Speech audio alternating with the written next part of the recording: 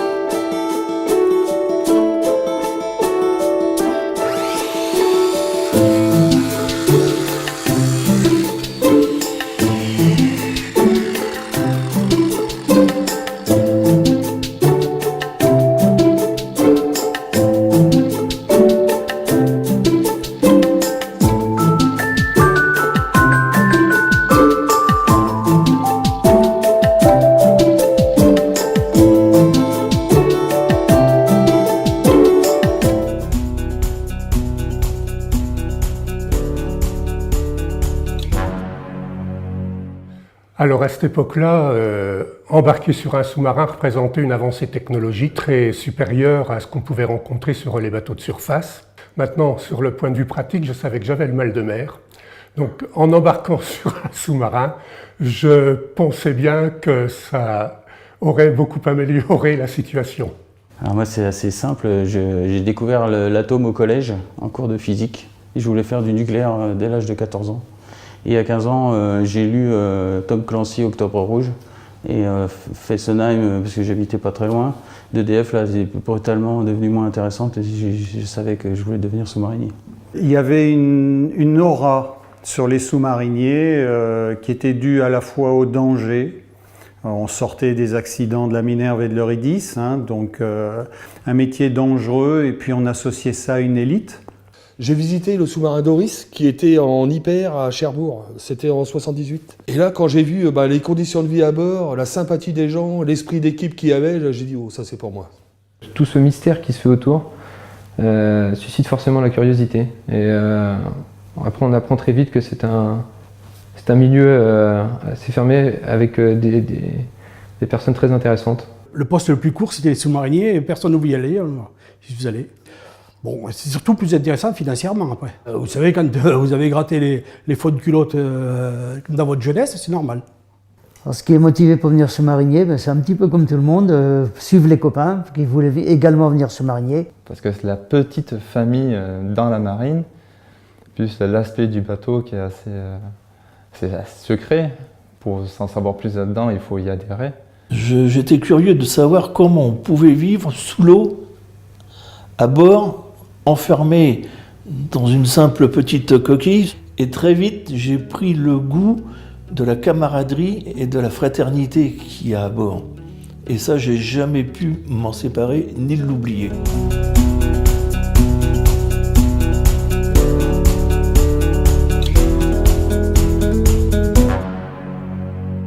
Alors nous, à bord, on avait du temps libre, oui, parce que hormis faire le quart, ou alors l'une de nos installations tombe en panne, où là, il fallait intervenir et faire vraiment une maintenance curative, mais sinon, du temps libre, on en avait. Les loisirs, c'était essentiellement du loisir collectif. On se retrouvait tous à la cafétéria, 50, 60 là-dedans, c'était de suite une forme de petite fête, quoi, hein, pour donner le sourire à tout le monde. Il y avait donc des distractions avec des jeux de société comme les jeux de cartes, belote, tarot, etc., ou échecs et dames. Donc bien souvent, le soir, ceux qui aimaient bien faire un tarot, on allait taper le carton sur la table d'opération. C'était un petit peu traditionnel. Et puis alors, la lecture. Énormément de lecture. Chacun avait un petit hobby, chacun emmenait, il y en a c'était des maquettes, des choses comme ça. Moi je me souviens, ma première patrouille, je faisais un filet de pêche. Il m'est arrivé également de faire du canevas. Je me suis lancé une fois pour faire un tapis, mais alors c'était catastrophique, il a été jeté au retour de patrouille. On faisait souvent une séance de cinéma à la cafétéria qui regroupait tout le monde, officiers, mariniers, équipage. Sinon, on organisait également des soirées à bord, des soirées déguisement, soirées avec orchestre et sketch. En général, ça se passait à la cabane, c'est-à-dire quand on estimait être à mi-patrouille. Il y avait un comité de distraction qu'on appelait ça, et puis ils étaient quelques personnes, et puis ils s'occupaient de mettre en place tout un tas de récréations, alors entre autres des concours de cartes. On embarquait, avant de partir en mer, des instruments de torture, genre vélo d'appartement, rameur. Il y avait des sacs pour taper dedans, faire de la boxe. On avait beaucoup qui se défoulaient. La tranche missile, on appelait ça la forêt de baobab.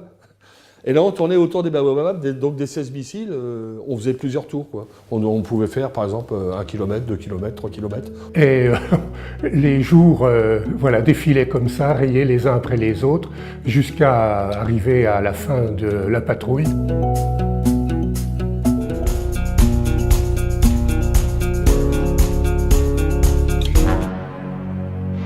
C'est le 29 mars 1967, dans l'arsenal de Cherbourg, que le redoutable, premier sous-marin atomique français, allait être lancé par le président de la République française.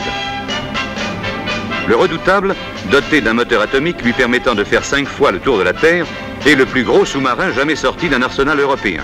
Ce qu'il faut bien comprendre, c'est qu'un sous-marin nucléaire, c'est un objet technologique incroyable. C'est l'objet le plus compliqué qui est fabriqué par l'homme. C'est même plus compliqué qu'une station spatiale. Donc il y a énormément de technologies, de matériel différents, ne serait-ce que pour vivre à bord ou pour tirer un missile nucléaire, c'est très très compliqué. Tout ça, au moment où le général de Gaulle a décidé de créer la force océanique stratégique et de fabriquer le sous-marin redoutable, ça n'existait pas en France. C'était quand même une aventure extraordinaire, ce redoutable.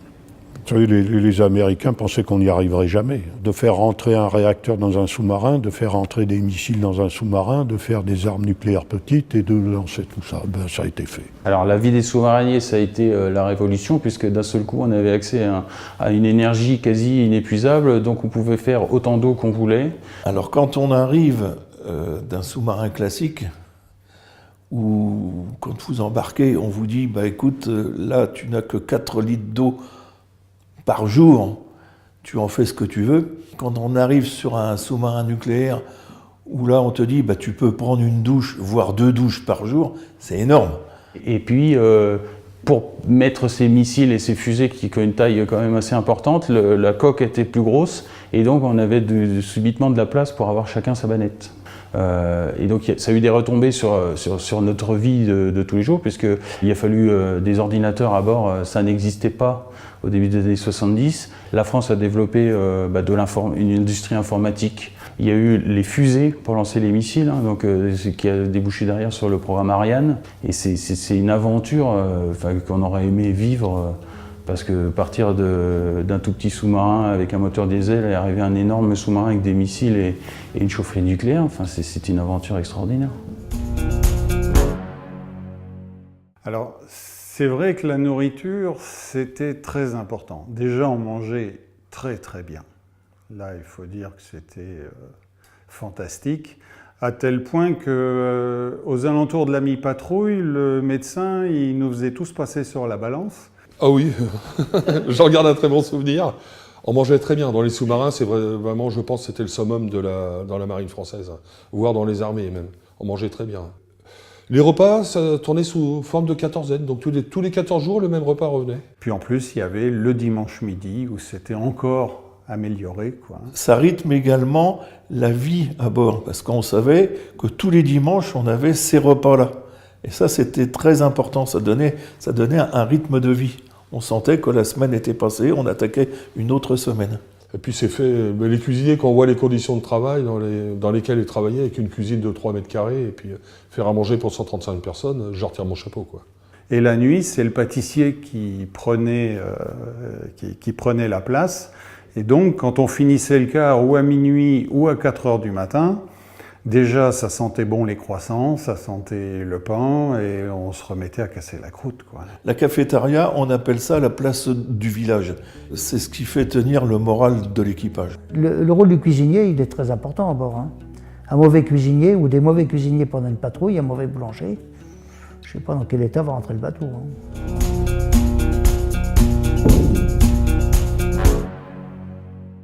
Si vous voulez, dans un sous-marin, à la limite, le type que vous n'aimez pas, il peut vous sauver la vie demain. Donc, clairement, moi, je n'ai jamais eu à vivre de conflit. Plus à la fin de la patrouille arrivait, plus on sentait que les gens étaient un petit peu sensibles. Et j'ai tendance à dire que plus on faisait attention. Bon, psychologiquement parlant, on était quand même, je pense, triés sur le volet.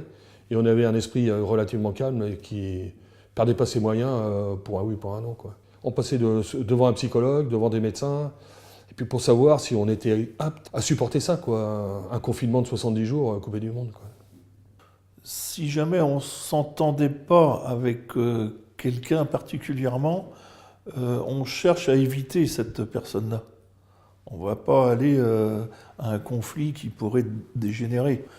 Mais personnellement, je ne l'ai jamais vécu, ça. Quand quelqu'un ne me revenait pas, j'essayais de le fuir. Et puis ça évitait d'avoir des discussions un petit peu provocatrices. Au poste de quart, chaque individu était seul devant son installation. Donc c'était 4 heures vraiment face à soi. Je pense que c'était là le meilleur endroit pour s'isoler. Il y avait des règles. À bord, on ne parle pas de religion, on ne parle pas de politique et on ne parle pas de travail. Donc quand des gens enfreignaient ces règles, on leur plaçait un petit objet comme ça qui montrait qu'ils étaient en train de franchir une frontière qu'ils n'auraient pas dû. Le mur en question qu'on voit, c'est le mur de la vie privée. Alors c'était une tradition spécifique et c'est particulier au carré des officiers. Je pense, j'espère qu'elle se perpétue, mais on ne les trouvait pas sur tous les bateaux, pas forcément.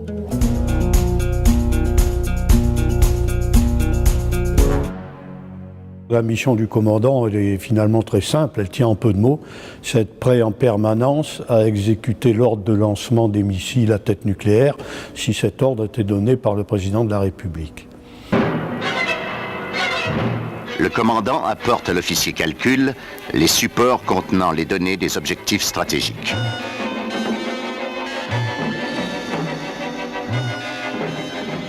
À un pont de distance, le commandant et son second introduisent les données complémentaires dans les calculateurs qui ne les prendront en compte que si les deux officiers les reproduisent identiquement. 4, 3, 2, 1, feu! On y a réfléchi, on l'a accepté. On l'accepte dans la mesure où on sait qu'on est dans une démocratie, que celui qui va donner l'ordre, c'est un président élu. On ne le voit pas forcément imaginer tout seul en pyjama chez lui et dire « tiens, je vais déclencher une guerre ». Finalement, le commandant du sous-marin nucléaire lanceur d'engins a une très grande liberté.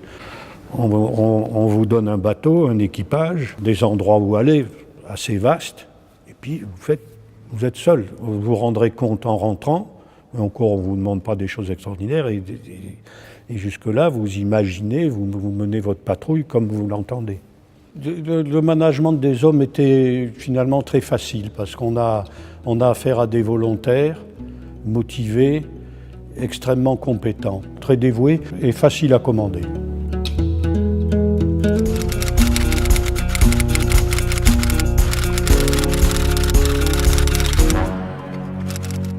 Donc les liens avec la famille, une fois par semaine, en fait, on reçoit un familigramme. Donc à l'époque, c'était 20 mots. Et puis également, sans mauvaises nouvelles. C'est-à-dire que les mauvaises nouvelles, on vous les donne pas, quoi, hein, ce qui est assez logique. On ne va pas perturber les gens alors qu'ils ont encore 50 jours de patrouille à faire, quoi. Et bizarrement, ces 20 mots, ils sont très attendus.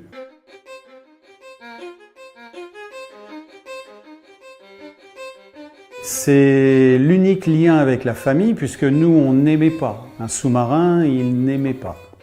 C'est le silence complet, puisqu'une émission, c'est une indiscrétion. On doit rester discret.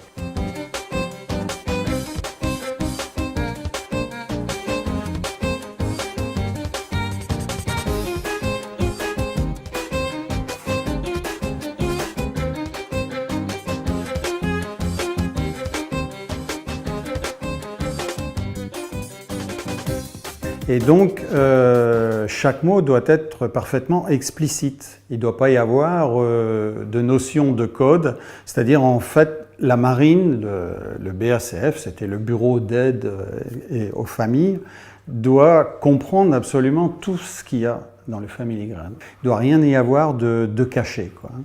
Par contre, au travers des familigrammes, on reçoit également d'excellentes nouvelles, puisque ça m'a permis de savoir en patrouille que mon premier fils était né. Je pense que le plus difficile que j'ai eu à vivre, c'était non pas dans le sous-marin, mais au retour. C'est-à-dire que j'avais un petit qui avait quelques mois, et puis vous rentrez, et il ne vous reconnaît pas. Donc, bien sûr, ça dure pas longtemps, mais... si j'ai un pincement, c'est ça. Quand j'ai rembarqué sur le Redoutable, ma fille, elle avait quoi? Elle avait pas 2 ans. Et puis c'est vrai que quand je partais 70 jours, là je la voyais vraiment grandir. Enfin c'est comme ça, c'est la vie. Hein. On est volontaire, donc on assume.